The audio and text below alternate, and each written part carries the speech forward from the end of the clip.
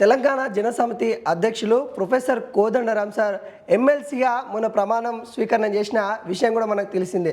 గతంలో కూడా తను ఎమ్మెల్సీగా తనకు పదవి రావడం జరిగింది.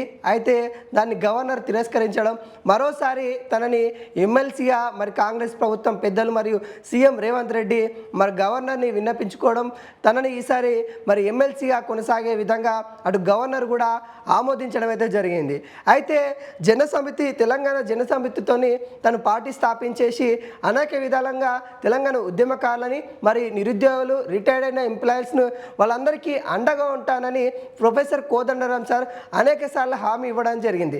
అయితే ఆయనకి ఎమ్మెల్సీ పదవి వచ్చినా కానీ తన ప్రశాంత లేకుండా అయిపోయిందంట. తన విధానం, తన యొక్క తీరు పైన అటు జనసమితి నేతలు కూడా కొంత ఆవేదన వ్యక్తం చేస్తున్న పరిస్థితి కనబడుతుంది.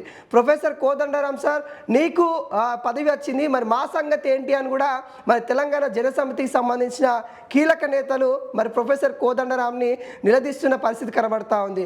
మరి మాకు ఎట్లా మీరు ఎమ్మెల్సీ పదవి తీసుకున్నారు, రేపో మాపో మీకు మంత్రి పదవి కూడా ఇస్తారనే వార్తలు చిక్కలు కొడుతూ ఉన్నాయి. మీరు మిత్రపక్షంగా మరి రేవంత్ రెడ్డి సర్కార్తో వెళ్తూ ఉన్నారు. మరి తెలంగాణ ఉద్యమకారులకి ఏదో చేస్తా అని చెప్పారు, నిరుద్యోగులకి ఏదో చేస్తామని చెప్పారు, మరి అనేక హామీలు ఇచ్చారు. కానీ మరి మీరు ఏం చేస్తూ ఉన్నారు అన్నట్టుగా మరి ప్రొఫెసర్ కోదండరాం సార్ని అయితే అడుగుతున్న పరిస్థితి కనబడతా ఉందంట. ఇప్పటికే ఆ పార్టీలో కొంత విభేదాలకైతే తావు తీస్తూ ఉంది ప్రొఫెసర్ కోదండరాం ఎమ్మెల్సీ పదవి అన్నట్టుగా క్లియర్ కట్గా కనబడతా ఉంది.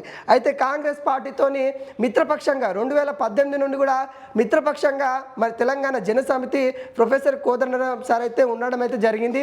మరి అప్పటి నుండి కూడా మరి మిత్రపక్షంగా ఉంటున్న నేపథ్యంలో మరి కాంగ్రెస్ పార్టీ తెలంగాణ జనసమితికి ఏం చేసింది అంటే తనను ఒక్కరినే ఎమ్మెల్సీ చేసింది అన్నట్టుగా మరి వాళ్ళు చెప్తా ఉన్నారు.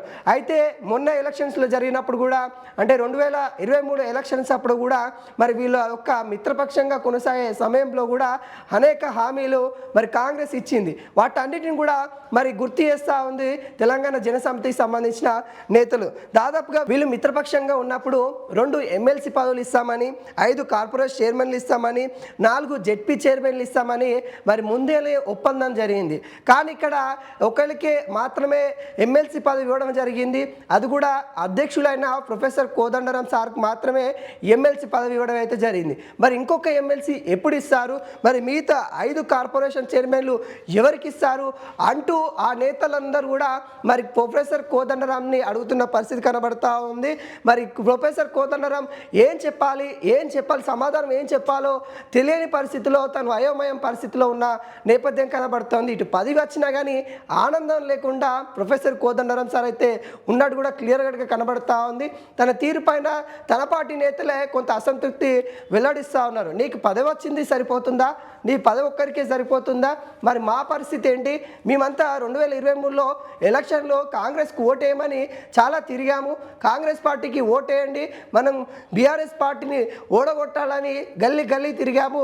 ఇప్పుడు మమ్మల్ని ఎద్దేవా చేస్తూ ఉన్నారు. కాంగ్రెస్ పార్టీ అధికారంలోకి వస్తే మీ తెలంగాణ జనసమితికి ఏమి ఒరిగింది అన్నట్టు మమ్మల్ని ఎద్దేవా చేస్తూ ఉన్నారు.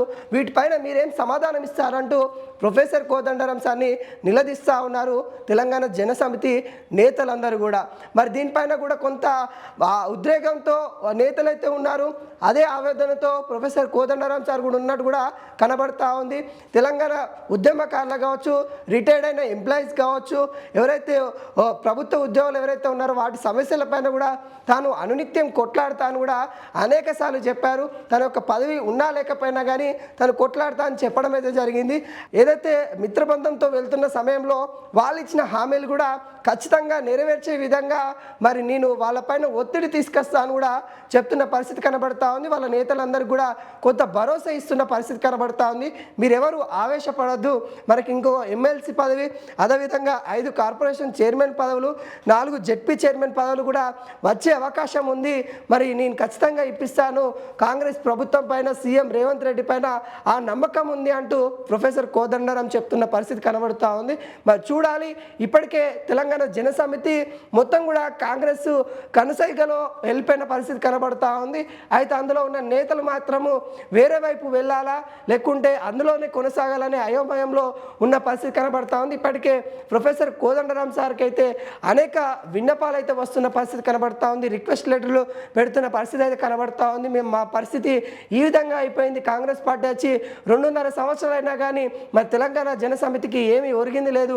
ఆఖరి క్షణంలో మిమ్మల్ని ఎమ్మెల్సీ చేశారు, మిమ్మల్ని ఒక్కరిని ఎమ్మెల్సీ చేస్తే సరిపోతుందా అనే విధంగా చాలామంది అయితే వినతి పత్రాలు అయితే ఇస్తున్న పరిస్థితి కనబడుతూ ఉంది. మరి చూడాలి ప్రొఫెసర్ కోదండరాం సార్ మరి ఎటువంటి నిర్ణయాలు తీసుకుంటాడు, మరి కాంగ్రెస్ పార్టీ పైన ఏ విధంగా ఒత్తిడి తీసుకొస్తారన్నది కూడా ముందు చూడాల్సిన పరిస్థితి నెలకొంది.